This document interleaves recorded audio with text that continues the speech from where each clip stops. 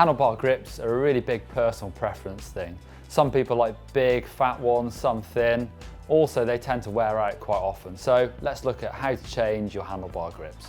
There are a couple of different types of mountain bike grips. These ones are what we call lock-ons. So they've actually got a bolt on just one end on these. Sometimes you get bolts on either end of the grip that stop that grip from rotating on the bars.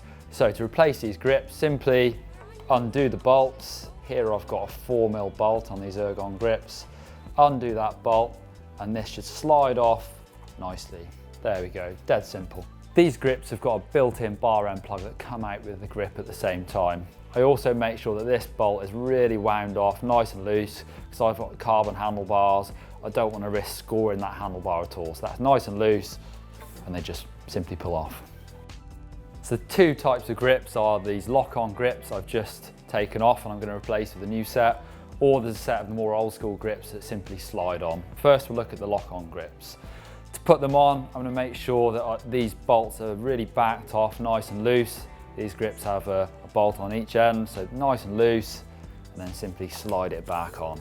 Make sure they're nice and snug. You can feel it bottom out with this bar end plug onto the end of the bar. These are 2.5mm Allen keys, which is quite common actually for these sort of grips.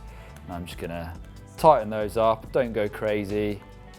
I make sure the bolts are located underneath the handlebar so there's nothing up on the top that can rub against my thumb or my fingers. Tighten those up. Again, you don't need to go super crazy. I don't use a torque wrench or anything like that, but just a bit of pressure on there, just enough to stop those grips from spinning on the handlebars.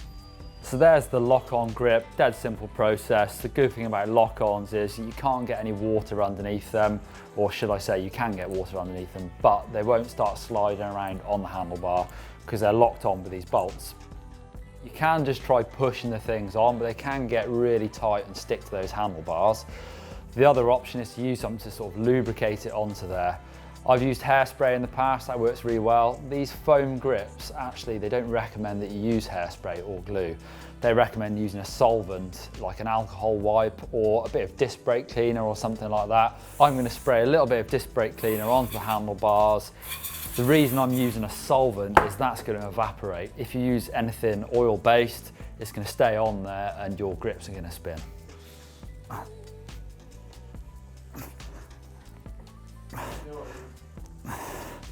It's easy as that. So I've slid the grip on using a bit of a solvent and it's in the right position. Now I'm just going to stick my bar end plug into the end of that handlebar. There she goes.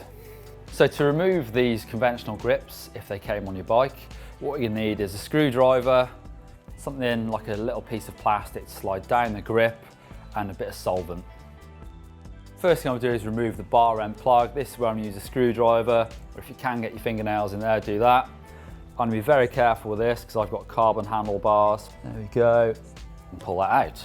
You might be able to just pull that grip off, depends how tight it is. These are really tight, so I'm going to need to work some solvent down the inside of that grip, between the bar and the grip, to get them to slide off. Don't use your screwdriver to do this because that's going to damage the handlebar. Definitely not if you've got carbon handlebars. What I'm going to do is use a zip tie and a bit of this solvent spray.